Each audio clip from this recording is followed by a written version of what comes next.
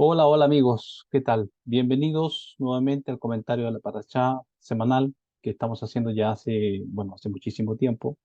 Gracias a Dios por ello, porque en realidad ha sido muy bueno, por lo menos para mí, y quienes me comentan también de que escuchan los comentarios que se van añadiendo también les gusta.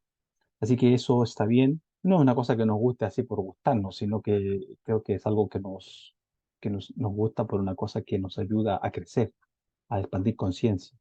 Y es justamente lo que estamos tratando de hacer. Bien, hoy día tenemos la parashá Koraj. Parashá Koraj. eh, Esta parashá tiene un nombre de una persona. Son pocas las parashot que tienen nombres de personas, ¿eh? En este caso, este es una, Koraj. ¿Quién era Koraj? Koraj era un primo de Moisés, de Aarón también, obviamente, y de Miriam. eh, y que era uno de los principales dentro de su grupo, dentro de su tribu. Era un príncipe muy especial, Korah, dentro de la tribu. Y quiero ir rápido así al grano porque a veces me doy muchas vueltas, ¿eh? Entonces, en la introducción me doy muchas vueltas y pico para muchos lados. Y aunque no me pierdo, pero quiero ir más rápido al grano. Entonces, esta parashá que tenemos hoy es una parashá, eh, yo diría que con un contenido fuerte, con una amiga un poco dura de roer. Venimos saliendo de haber tenido una energía, digamos, en la parashá pasada, eh, la parashá en que nos hablaba de los espías que trajeron un mal informe y que bueno, hubo un decreto divino que todas las personas arriba de los 20 años debían morir a los 60 años, y ocurrió así. ¿Ah? Toda esa generación que fue influenciada por los espías, por estos 10 espías que trajeron un mal informe al pueblo y que dice que desalentaron el corazón de todo el pueblo. El problema con el pueblo fue que se dejaron guiar por la conciencia que los otros tenían y no fueron capaces, la mayoría de ellos, de no pensar por sí mismos y no dejarse llevar por lo que otros están diciendo, por lo que otros por el informe que otros habían traído. Entonces eso nos enseña a que debemos tener nuestro propio pensamiento, ¿eh? No hay nada mejor que tener un propio criterio, ser capaz de observar las cosas por uno mismo, dejarlas pasar por la conciencia de uno, de modo de que no seamos arrastrados como simples corderos, como ovejas, que por donde se lanza una oveja se lanzan todas. Bueno, eh, y ya vemos lo que ocurrió, que hubo un decreto divino que las personas debían morir, toda aquella generación debía morir en el desierto. Y por cada uno de los días que ellos estuvieron en la tierra prometida, recorriéndola, que fueron 40 días, fue añadido un año por día. Por eso estuvimos hablando la clase pasada. Y eh, fue un hecho muy dramático, un hecho muy dramático todo lo que ocurrió allí y nos deja muchísimas enseñanzas a nosotros bueno, tener este control de nosotros, no irnos nunca en contra de lo divino, de las promesas divinas, de lo que hay, sino confiar en todo lo que Él ha hecho. Continuando con la temática un poco dura de este libro, del libro de Bamidbar, libro de números en la estepa, o La travesía del desierto, que es el libro que más nos habla de las travesías, de los errores del pueblo, de las metidas de pata del pueblo, digamos, en este sentido, eh, que nos habla de la naturaleza humana. Yo muchas veces he dicho que la Torá nunca intenta ocultar qué es lo que hay en el ser humano, nunca intenta hacer como libro religioso, o como dice la tradición, libro religioso, quiere hacer aparecer a los líderes, al pueblo, a la gente, como que todos tuviesen una aureola, alitas y no, porque eso es un pensamiento de niños, ¿eh? Es un pensamiento que no es un pensamiento maduro. La Torá presenta la realidad humana, el descenso del alma humana a habitar un cuerpo y lo presenta tal como es, tal como es el hombre, con sus luces y sombras, con sus virtudes, con sus defectos, digamos, con sus retrocesos, con sus avances, con sus momentos de gloria y elevación, y también con sus momentos en que bajan al fondo. Y se produce siempre un balance, un subir, un bajar, porque esto es un poco lo que nos representa a cada uno de nosotros en nuestros estados internos. Eh, la Torá, lejos de ser un libro de cuentos, es un libro de la vida, del alma humana. La Torá nos habla de la construcción de este mundo, de cómo ha sido traído a la existencia, cómo funciona y de cómo funciona nuestra alma. Porque toda la construcción del mundo, del universo, en todos sus olamot, todos sus mundos superiores e inferiores, es justamente también cómo nosotros hemos sido construidos los humanos.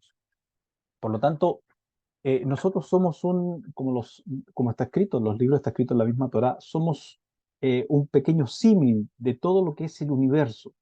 Cuando usted y yo nos conocemos a nosotros mismos, estamos conociendo cómo fue hecho el universo. La concatenación de la bajada de la luz, los procesos internos a nivel emocional, en las luchas internas que tenemos, todas estas se dan de acuerdo a lo que la Torah nos enseña, lo que nos trae escrito. El asunto es que, claro, no está, digamos, desglosado, no está todo como, a ver, muy fácil de entender. Hay que hacer esfuerzos de comprensión para entender esto. Hay niveles de entendimiento de la Torah, pero cuando hacemos el esfuerzo y nos disponemos a estudiar, a conocer más allá del texto literal, es cuando vamos encontrando, yo diría, estas perlas, ¿eh? Las perlas que nos van conectando con nuestra vida. Porque esto que estamos viendo aquí, lo que vamos a relatar hoy día con respecto a Korah, es, es lo que yo diría es la lucha constante que tenemos nosotros, la lucha espiritual que tenemos con nuestro propio ser. Vamos a hablar hoy día de cuando se pierde el control del ego. Cuando se pierde el control del ego, después de eso no ocurren cosas muy buenas, ¿eh? El ego no es malo, eso es lo primero que quiero decir. El ego no es malo en sí. El ego, porque es un programa que el creador lo ha puesto en nosotros, en cada uno de nosotros tiene su propio ego, su propio yo. Ego quiere decir yo, su yo personal en sí, que cuando este ego no está dominado, no está, digamos, domado, es un potro salvaje, digamos, nos puede causar muchísimos problemas en la vida, porque nos autosabotea, nos hace sentirnos a veces en el agujero que somos un gusano, otras veces nos hace sentir los que somos lo mejor, que todos los demás son inferiores a nosotros. Es decir, el ego es una energía que nos hace subir, que nos baja, mientras no nos conocemos, mientras no entendemos que llevamos esta energía y que esta energía lo que pretende es ayudarnos en el proceso del crecimiento, en el proceso del desarrollo, de la ampliación de nuestra conciencia, pero esta ampliación que vaya balanceada. Sin embargo, aquí digo como una especie a ver, de contradicción, porque en realidad nunca estamos completamente balanceados. Siempre tenemos elementos fuera de balance. Cuando hablamos de nuestro árbol de vida, por ejemplo, que son las energías, las dimensiones internas que tenemos, siempre tenemos alguna o más de una o varias de esas dimensiones que están distorsionadas, que tienen clipá, que tienen cáscara por exceso, porque están muy excedidas en su energía o porque están muy bajas en esa energía. Entonces, no es posible que siempre estemos muy bien balanceados. Y esto también tiene una razón de ser, porque la única forma de que podamos nosotros expandir más conciencia, abrir más la conciencia y poder acceder más al conocimiento más profundo en nuestra vida, es justamente que tengamos esta lucha y esta guerra interna, porque es allí donde nos vamos conociendo, donde vamos viendo quiénes somos, donde vemos de qué estamos hechos, ¿ah? De qué estamos hechos, donde vemos de que muchas veces la palabrería que podamos tener no es más que eso, que palabrería, y cuando vienen los momentos, cuando vienen los momentos, eh, digamos, de donde están, donde las papas queman, decimos acá en Chile, allí se ve si la persona realmente, bueno, es lo que dice, lo que cree ser. Entonces, pongo un ejemplo para luego sumergirme más profundo en esto de la parasha que tenemos para el día, la energía que tenemos para esta semana.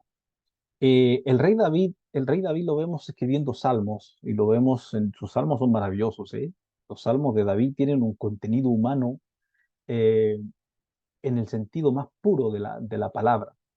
Porque si hay un libro que no esconde nada del ser humano, es justamente los Salmos. Porque David a veces entra en un estado de elevación tan profundo que se nota el amor, la grandeza, la sublime alma que tiene este cantor y este cantor poeta, mientras está componiendo, mientras está adorando, mientras está observando su propia existencia y a la vez también observando quiénes están con él.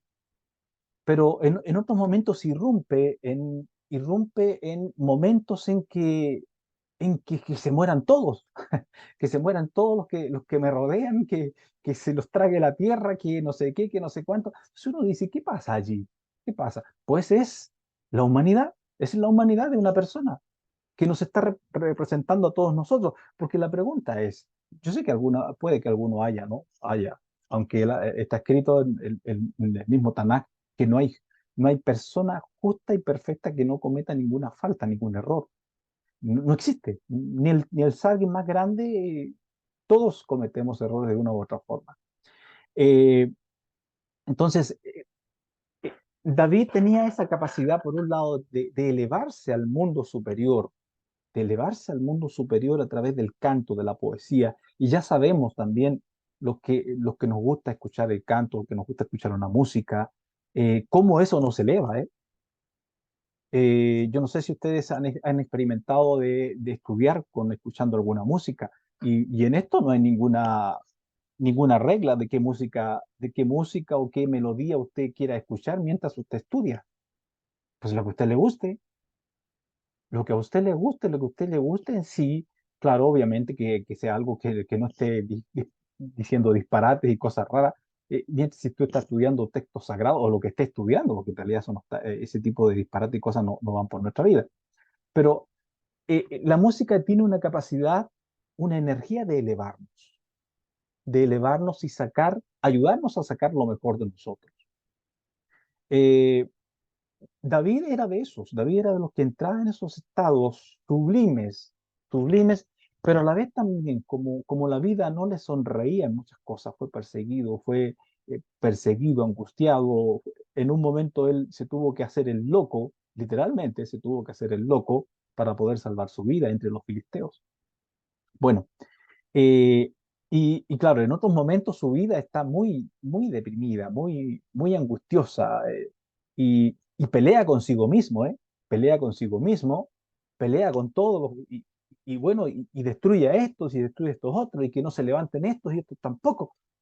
Pero en el fondo de todo eso, David era un sabio y sabía David que todo lo que ocurría en su vida provenía de la única fuente que hay, que es el infinito, que es el creador. En el fondo su alma guerreaba tanto con los hombres, con el carácter de los hombres, como también guerreaba inconscientemente con Dios mismo. Con Dios mismo tenía sus luchas y sus peleas. Y tenemos otro personaje en las escrituras que entra en algo muy parecido, que incluso el Zohar en este parashá lo trae a colación, que es el caso de Job. Job, Job fue un hombre que entre los libros extraordinarios que hay en el Tanaj, el libro de Job es uno que no hay que perdérselo de leerlo, ¿eh? Yo lo he leído muchas veces. Lo he leído muchísimas veces, me he tomado también el tiempo de escribir algún ensayo sobre algunos pasajes de Job, porque es un libro realmente extraordinario.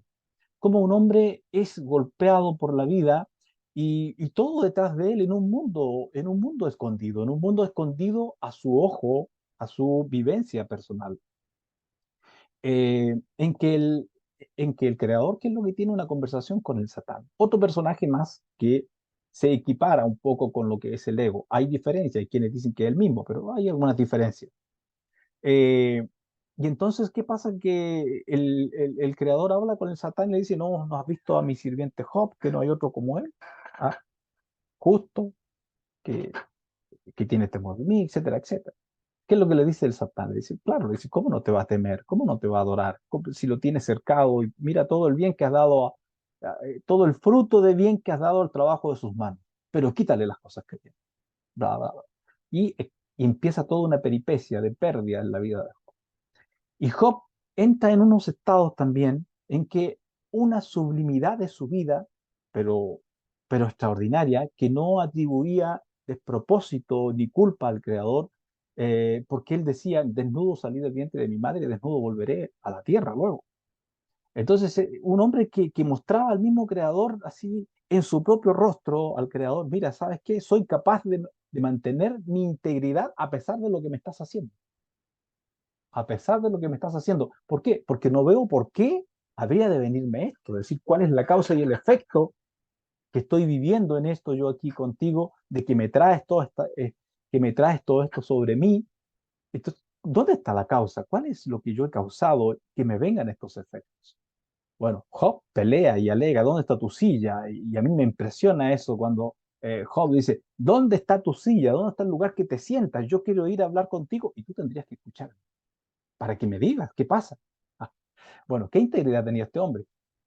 Entonces, eran hombres grandes, muy tremendo. Entonces, estoy hablando de que eh, el ego, el ego, el que nos menciona aquí la parashá, para ir entrando ya en el tema de la parashá, el ego nuestro es una energía que está dentro, que como dije, nos puede subir, nos puede bajar y nos puede tener en distintos estados de inconsciencia, en la mayoría de inconsciencia y otros de conciencia, pero de conciencia rebelde. ¿Ah? De conciencia rebelde, que es justamente lo que le pasa a Korah.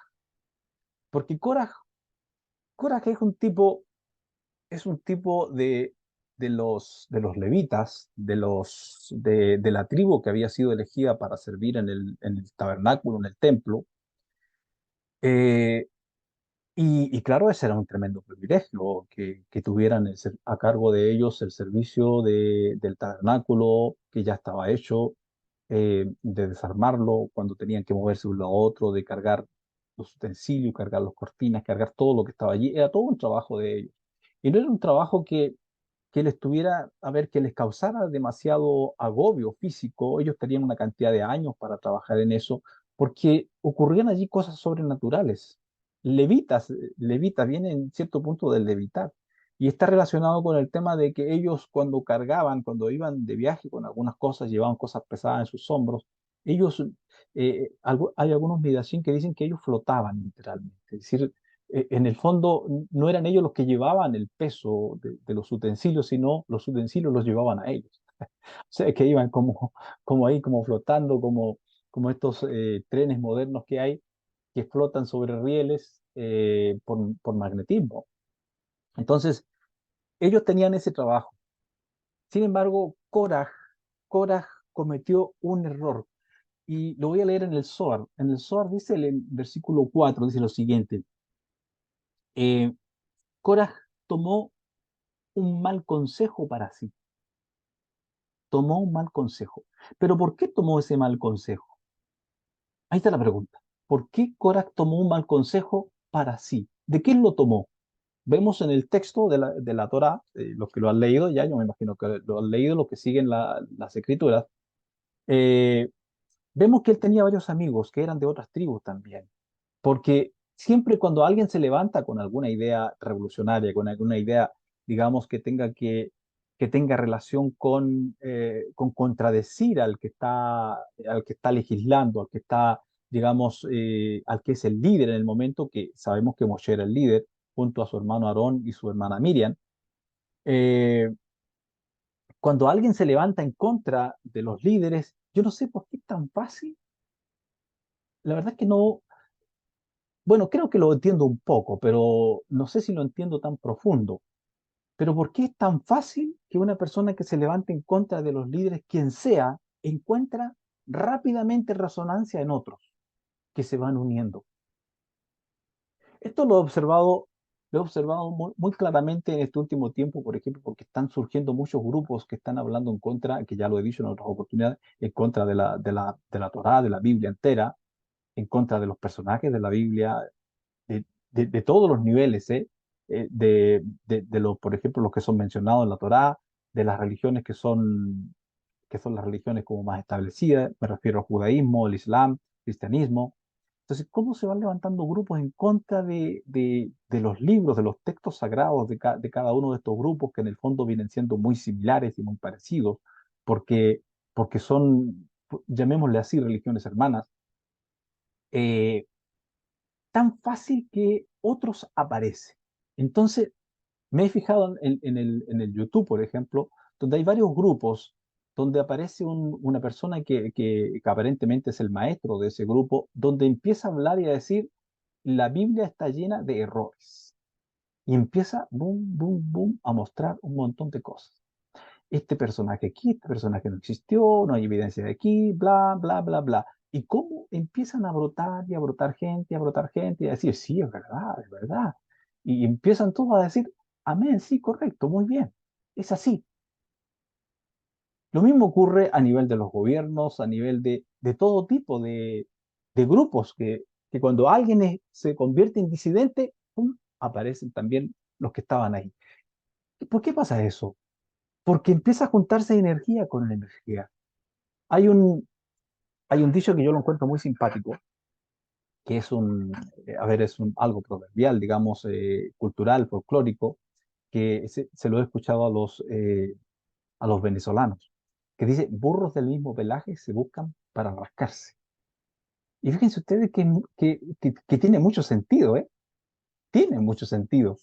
Burros del mismo pelaje se buscan para rascarse.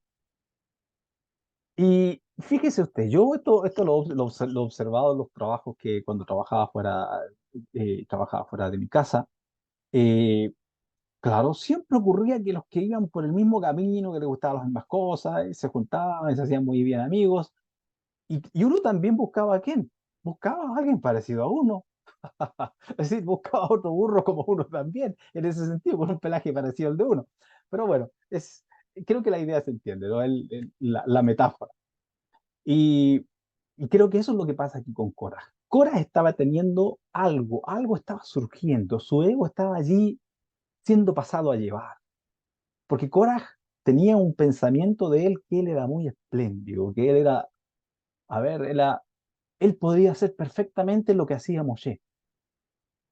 Incluso posiblemente el ego le decía, mira, tú lo puedes hacer mejor que Moshe, o tú lo puedes hacer mejor que Aarón. ¿Mm? Ni hablar de Miriam. A Miriam le ganas lejos. Es decir, él tenía ese pensamiento dentro de sí que se dejó anidar, esos bichos, esos pensamientos que en el fondo, como los sabios dicen en Kabbalah, cada pensamiento que nosotros creamos y dejamos que empiece a florecer en nuestro mundo es un ángel, negativo o positivo.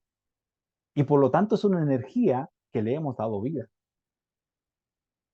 Y claro, ¿qué hace este ser que hemos dado vida? Va a buscar otro, y otro, y otro, y otro, y otro. Y luego van saliendo también de nosotros y se nos van juntando y va juntándose esa energía dentro de nosotros.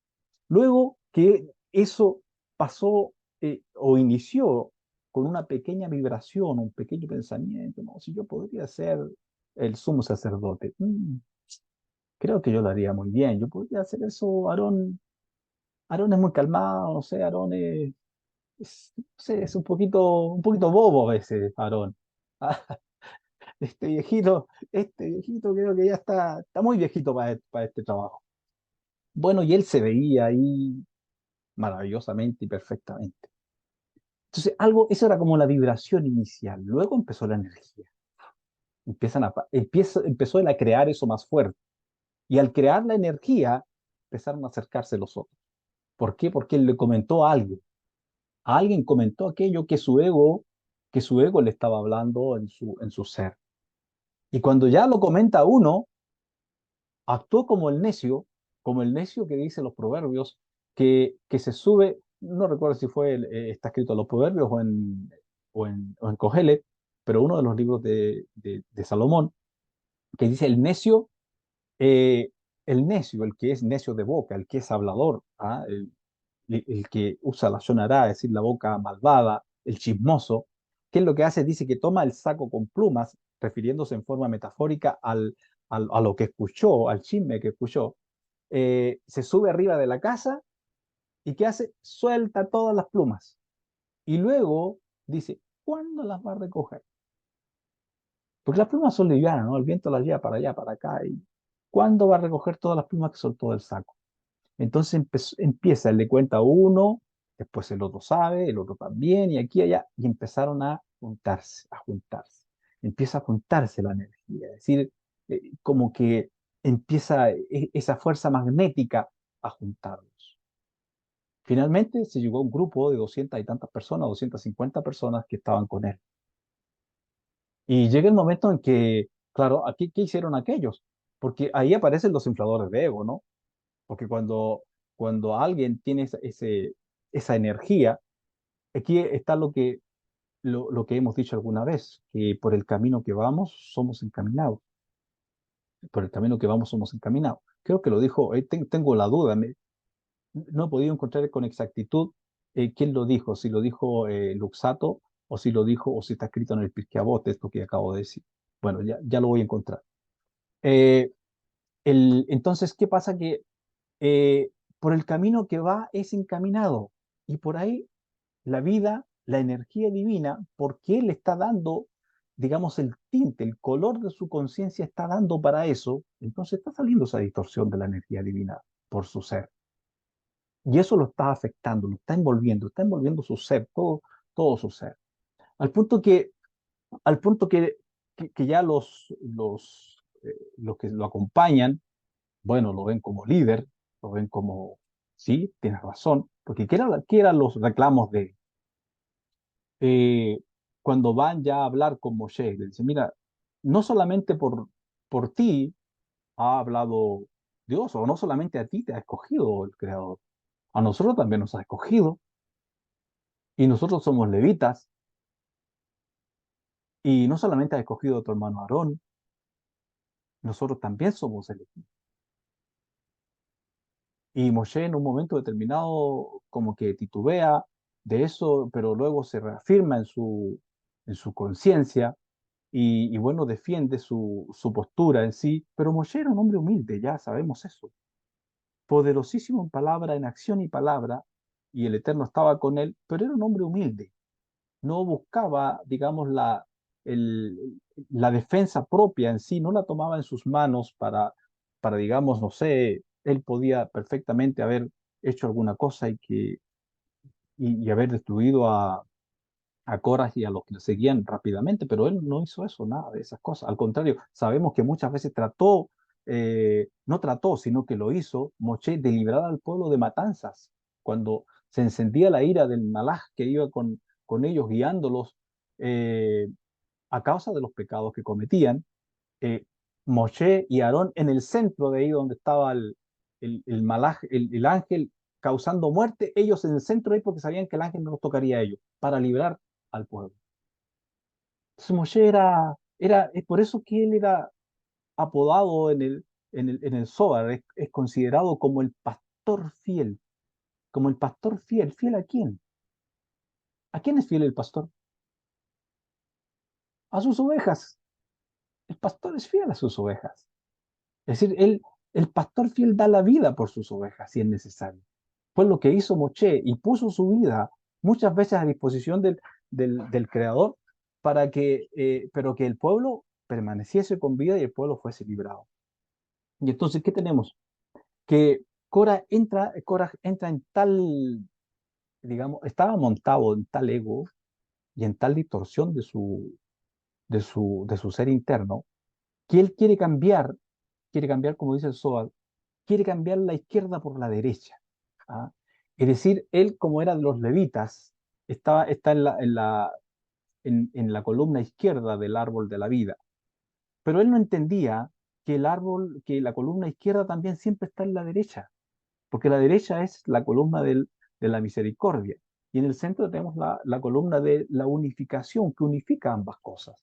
Y como la columna de la derecha es Gesed, es misericordia, siempre va a tener en consideración la columna de la izquierda. Pero para él no bastaba eso. Entonces lo que él quería era cambiar todo el sistema. Era cambiar todo el sistema, es decir, para que al cambiar todo el sistema desde el mundo superior, él poder tomar el lugar que él quería, que era ser sacerdote o tomar el lugar de Moshe. Bueno, ¿Y qué tenemos aquí? Como leí, dije, y Coraj tomó un mal consejo para sí. ¿Lo tomó de quiénes? ¿De quiénes lo siguieron? Y veamos qué sigue diciendo el Zohar aquí. Cualquiera que persigue lo que no le pertenece, cualquiera que persiga lo que no le pertenece, lo pierde. Lo que es más, pierde incluso lo que tiene. Korah perseguía lo que no le pertenecía, perdió lo que era suyo y no obtuvo lo otro. Bueno, ya vamos a explicar dónde conectamos eso. Entonces Korah llega a hablar con Moshe y le explica sus razones de su levantamiento, de este literalmente golpe de Estado que está haciendo para tomar, el puesto que tenía Moshe, que tenía Aarón, y bueno, cambiar todo, hacer, digamos, un cambio radical de gabinete y de presidente y de todo. Eso era lo que quería este muchacho. Bueno, eh, y propone lo siguiente. Dice, no solamente por ustedes puede hablar, o no solamente a ustedes recibe el Creador, también nos recibe a nosotros. Entonces yo propongo lo siguiente, dice Coraj, que cada uno de nosotros tome un incensario, tome fuego del altar, y fuego del altar es el fuego que el Creador había encendido en el altar. ¿Ah? El mismo fuego que mató a los hijos de Aarón, de ese mismo fuego. Tome fuego de ese y ofrezcamos incienso mañana al amanecer. Ofrezcamos incienso y a quien el Creador acepte, es decir, la ofrenda de incienso sea aceptada, se eleve el incienso y no se vuelva para todos lados, porque esa era la forma de mostrar que era aceptado cuando el incienso se elevaba. Y si se movía hacia un lado, era por arriba donde no causaba ninguna molestia a nadie, sino solamente un olor grato. Bueno, Moshe no le queda otra alternativa que aceptar, y aceptan todo esto, y al otro día se ven los gallos, se ven los gallos en la pelea. ¿Qué ocurre? Que llega Coras con su séquito, con los que le seguían. Aarón también llega con su incensario como sacerdote, y bueno, van a ofrecer. ¿Qué es lo que ocurre aquí? Que la ira la ira del Malaj, aquí hay algo muy importante de saber. Siempre hablamos que es el creador, el eterno. Claro, el Malaj que está allí es el ángel del pacto que va con ellos, el Malaj del pacto. Y en un momento determinado, cuando ellos van saliendo de Egipto, el Eterno le dice, mira, yo no iré con ustedes porque no sea cosa que en el camino los haga perecer, enviaré mi ángel. Pero tengan cuidado, porque el ángel no perdona. ¿Ah? Entonces, el que iba allí y llevaba el nombre, Yohei Babhei, eh, eh, lo llevaba, es decir, porque era representante total y absoluto del creador, del más alto que él. Entonces, eh, iba este ser allí y él dice, no perdonará la rebelión del pueblo, no perdonará. Y cuando ve esta rebelión tan grande de Korah, porque Korah aquí, cuando quiso cambiar, en el Zohar está escrito esto, lo que quería cambiar él era el mundo superior. Y cuando se habla del mundo superior estamos hablando de Axilut, de Axilut. Y el mundo inferior es el mundo abajo, aquí el mundo de Asia, el mundo de la fisicalidad donde estamos. Él quería cambiar que arriba fuese cambiado todo para que cambiara todo acá. O sea, él estaba, digamos, trabajando a lo grande, porque de todos modos quería conseguir su propósito. Bueno, como arriba fue totalmente rechazado a su intención de querer cambiar las columnas, querer cambiar, digamos, el destino, el mundo, querer cambiar lo que estaba establecido y ha sido establecido desde arriba, desde el mundo superior, esto molesta mucho y viene orden de destrucción para él. ¿Y cómo es la orden de destrucción? Que ellos aparecen con los incensarios y obviamente antes de llegar y acercarse a donde estaba el tabernáculo, dice que la tierra se abre la tierra, traga a Coraj, a sus familiares que iban con él y a todo el séquito que con él estaba. Y son tragados vivos completamente. Luego la tierra se cierra, ¡pum!, y se acaba. Entonces ahí está lo que acabo de leer. Cualquiera que persigue lo que no le pertenece, lo pierde. Lo que es más, pierde incluso lo que tiene. Korah perseguía lo que no le pertenecía, perdió lo que era suyo y no obtuvo lo otro, porque perdió todo lo que tenía. Es decir, era un hombre que estaba tremendamente elevado, era un hombre adinerado, rico, tenía privilegios porque estaba dentro de los que trabajaban para el servicio del tabernáculo, pero eso no era suficiente para él. Ese es el ego. Esa es como la esencia del ego, lo que acabo de decir. Cuando el ego nos coge, nada es suficiente para nosotros. Nada. El ego es un barril sin fondo que nunca se llena. Nunca está bien, nunca dice, esto está bien, esto está perfecto, esto me queda muy bien y me quedo tranquilo, me quedo tranquila. No, el ego siempre más, más, más. No, es que es más lo que necesito. No me llena porque se le forma un vacío interno en la persona. A la persona el ego le forma un vacío interno que lo hace pensar que en realidad es tan elevado él o ella, es tan extraordinario, es tan espléndido o espléndida que todo es poco lo que se puede hacer por sí. Eso nos pasa a todos en algún momento de nuestra vida si no nos damos cuenta, ¿eh? Si no somos capaces de ver estas guerras internas que tenemos en nuestro ser, si no somos capaces de ver cómo empieza a manejarse esta energía dentro de nosotros que llamamos ego.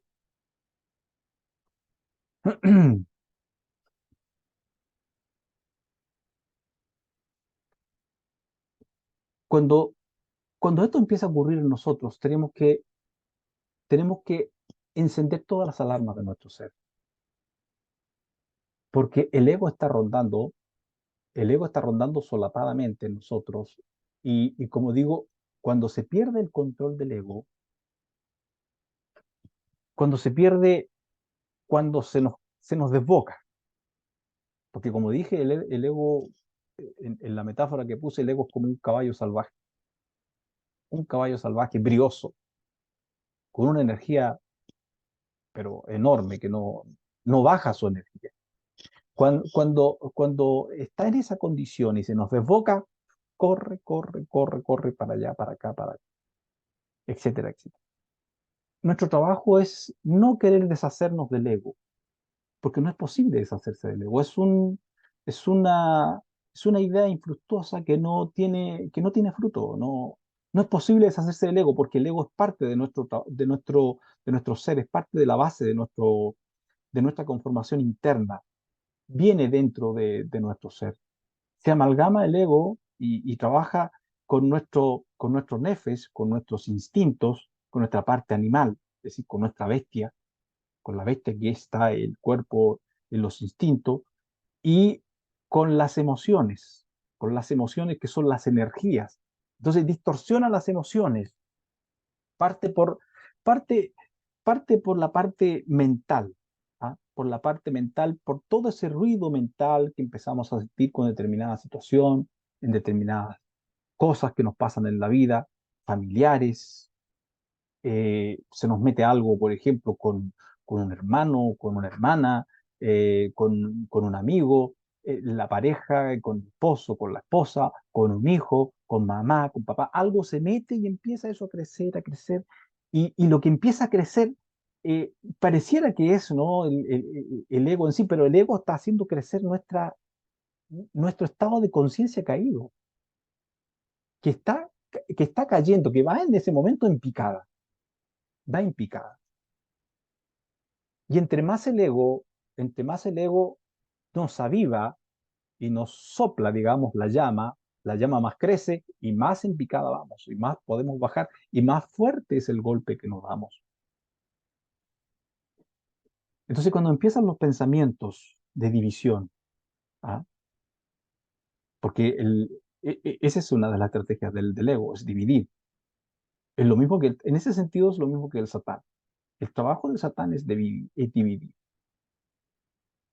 Cuando está dividiendo, cuando cuando se propone dividir y va causando división, comienza el sufrimiento, comienza la angustia, comienza el dolor, comienza la lejanía. Inicialmente puede que las cosas a lo mejor se sientan bien, ¿no? Si hay una discusión, si hay una pelea en un grupo de personas, en dos, tres, qué sé yo, inicialmente el que va ganando puede sentirse, pero, caramba. Sobre todo en estas discusiones locas que se arman a veces entre la gente por conceptos, por ideas, y claro, el que parece que sabe más, porque son discusiones no de conocimientos nobles, sino discusiones de egos.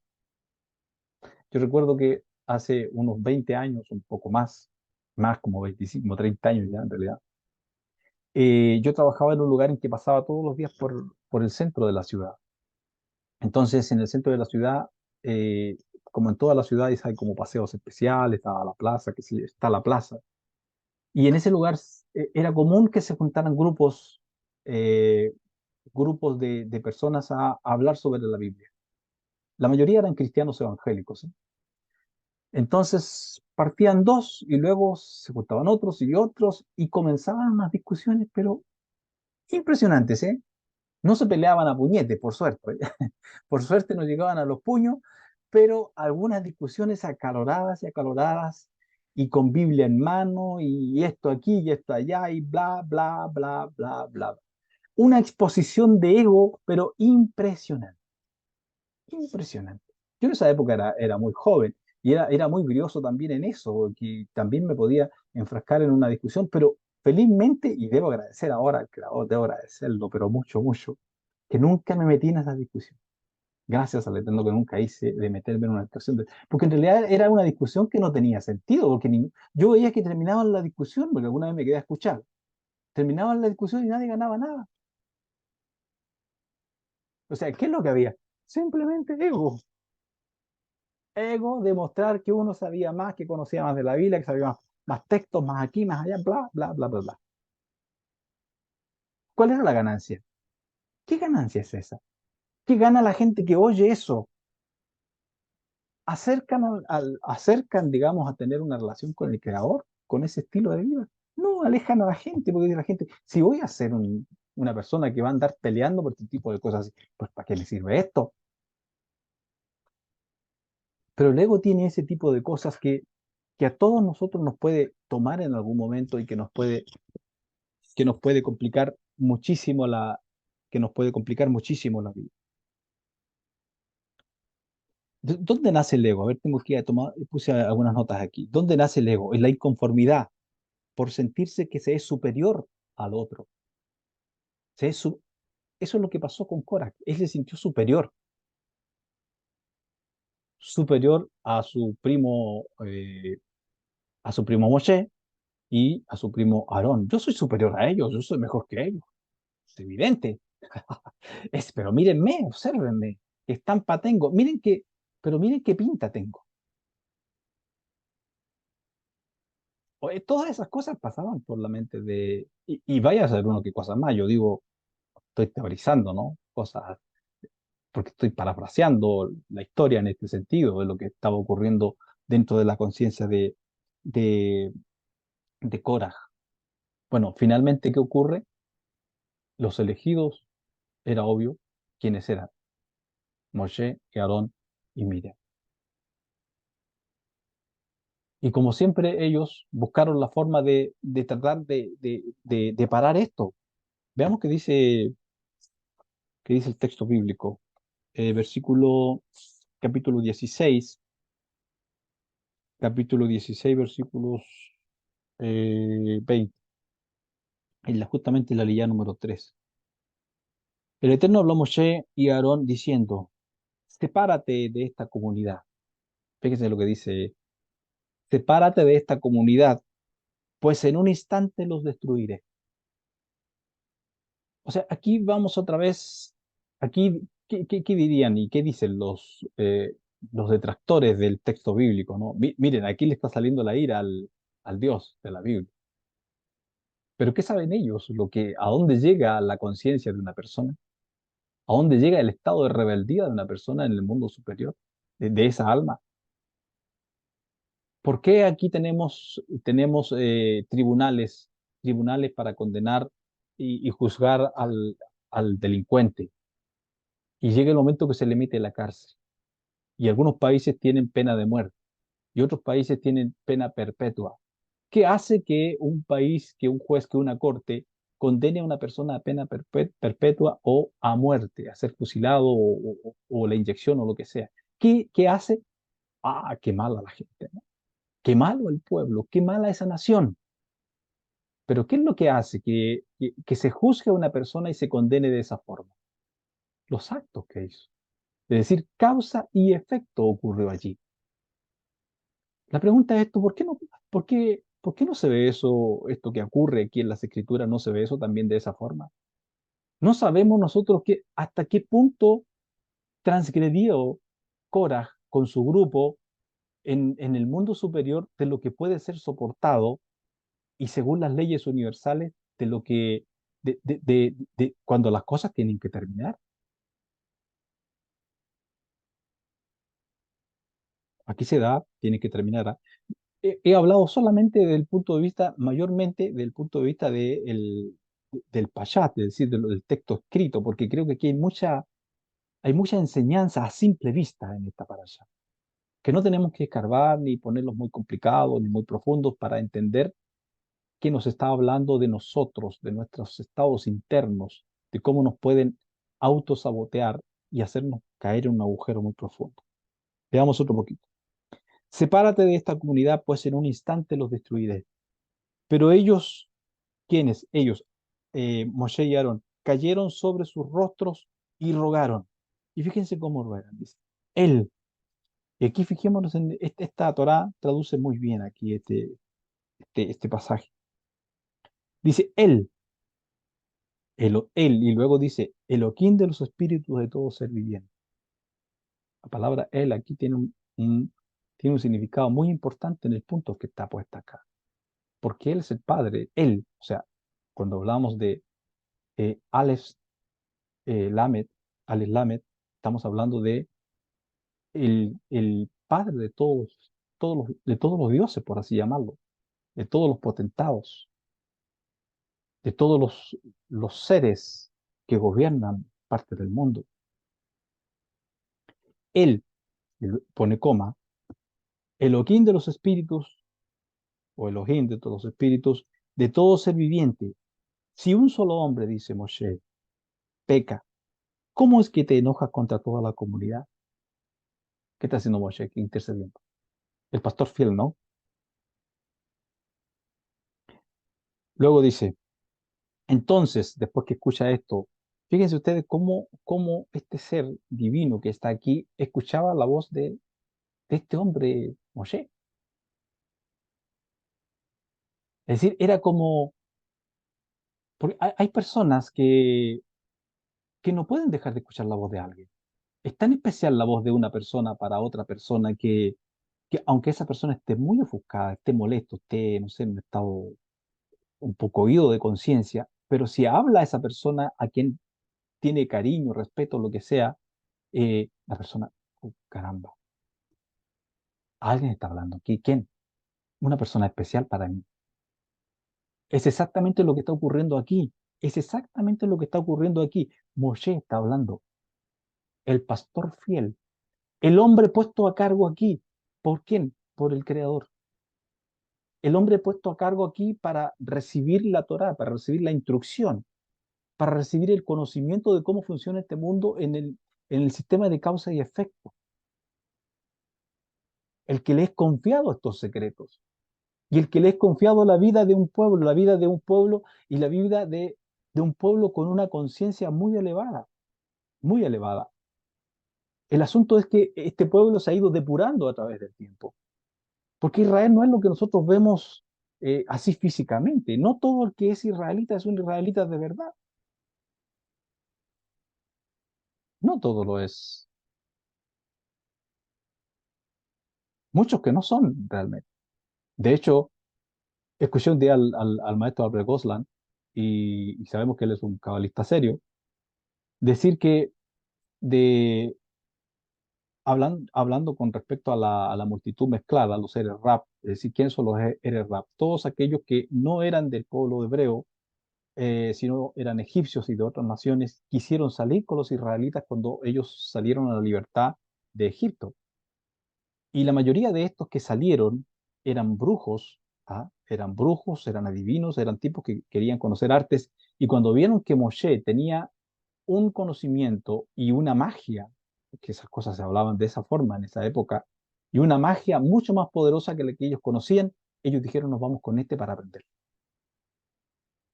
Entonces, esos son los que se juntaron a la congregación de Israel y son los llamados los Erer-Rap, la multitud mezclada. Se mezcló esa multitud con los israelitas. Y estos son los que llevaron al pueblo a cometer el pecado del becerro de oro, pues. Entonces, esos fueron muriendo, fueron reencarnando en Yaní, porque fueron integrados al pueblo, ¿eh? Fueron integrados al pueblo, fueron recibidos. Y estos han ido muriendo y reencarnando, muriendo y reencarnando. Algunos de ellos, en sus procesos de reencarnaciones, se han reformado y digamos, han depurado esas clipot que traían, esa oscuridad que traían de aquellos tiempos y se transformaron en gente de bien. Pero otros no. Entonces, el maestro Golan dice que de cinco personas que dicen ser israelitas o judíos, dice cuatro son Erer-Rap y uno es judío. Fíjese, interesante, ¿no? Es difícil tener una estadística que realmente cómo es la cosa, eh, pero el maestro Golan se atrevió a decir aquello. Y yo creo que puede tener razón en eso. Puede tener razón, porque no todo lo que brilla es oro. Bueno, eh, íbamos.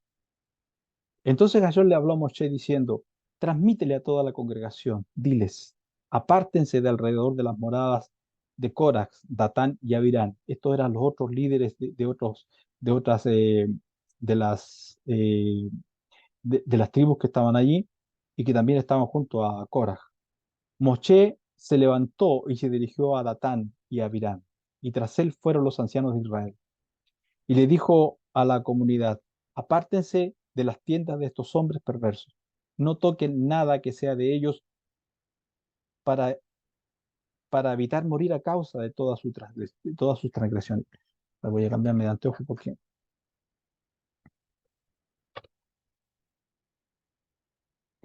Y apártense de las tiendas de estos hombres perversos. No toquen nada de ellos para evitar morir a causa de todas sus transgresiones. Ellos, en efecto, se retiraron del asentamiento, es decir, la gente con que habló Moshe, de Coraj, Datán y Abirán, y de todo su contorno. Datán y Abirán salieron y se pararon a la entrada de sus tiendas, con sus mujeres, sus hijos y sus niños pequeños. Y dijo Moshe, así sabrán que Hashem me ha enviado a hacer todo esto, y que no hice nada por mi cuenta. Si estos individuos mueren en forma similar a todos los individuos, y si tienen el mismo destino que todos los individuos, no actúe por orden de Hashem, por orden del Eterno. Pero si Hashem crea un fenómeno, algo nuevo, haciendo que la tierra abra su boca y los trague a ellos con todas sus pertenencias y caigan vivos al abismo, entonces será que estos hombres provocaron a Hashem. Bueno, ahí tenemos los resultados que ocurrió con Korah y con quienes le siguieron. Fíjense que esto es tan relevante porque venimos saliendo de una parashá en que murieron miles, cerca de un 30%, dicen los sabios, en la plaga que se encendió cuando, cuando el pueblo lloró a causa del mal informe que dieron los 10 espías. Lloraron amargamente y se encendió una plaga. Y viene la sentencia de que ninguno de o sea, que todos los que mayores de 20 años, hasta 60, todos ellos morirían en el desierto. Ninguno entraría a la tierra prometida. Es que hay algo, con esto termino, ¿eh? Con esto termino. Hay algo muy interesante. ¿Por qué razón dice de los que tenían 20 años hacia arriba? Y aquí los sabios enseñan que la persona, digamos, en su vida, es decir, se le considera como faltas los errores que cometa, a ver, los desvíos en su vida, se le consideran como mortales, es decir, como faltas, no que no tengan perdón. Si la persona se arrepiente bueno, y busca perdón, lo tiene, lo obtiene, pero si no lo hace, de los 20 años arriba, la persona lleva ese pecado sobre sí. De los 20 hacia abajo, no. Entonces, aquí les comparto algo muy interesante, por si alguno lleva alguna dolencia en su corazón que dice, a ver, tenía 15 años, tenía 20 años, tenía 18 años y cometí tal cosa y fue terrible, fue horrible y me hace sentir mal todos los días de mi vida. Pues quítese eso, quítese eso, pida pida perdón y será perdonado enseguida, ¿eh? Es más, ya está perdonado porque está establecido así. De los 20 para arriba es otra cosa, ¿eh?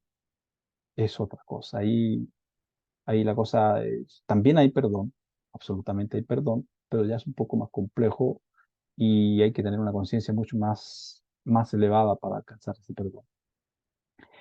Eh, Cuidémonos entonces de nuestro ego, ¿eh? Cuidemos de a dónde nos puede llevar eh, una pérdida de control del ego. Como dije, el ego no es malo, el ego nosotros lo domamos y el ego nos lleva como un caballo a donde nosotros querramos. El problema es cuando el ego nos monta a nosotros como caballos. Ese es el problema, cuando es al revés. Ahí es cuando nosotros hacemos locuras y cosas que no debemos hacer. Muchas gracias, que estén muy bien y nos vemos si el Eterno nos permite en el próximo comentario la próxima semana. Bendiciones para todos y shalom.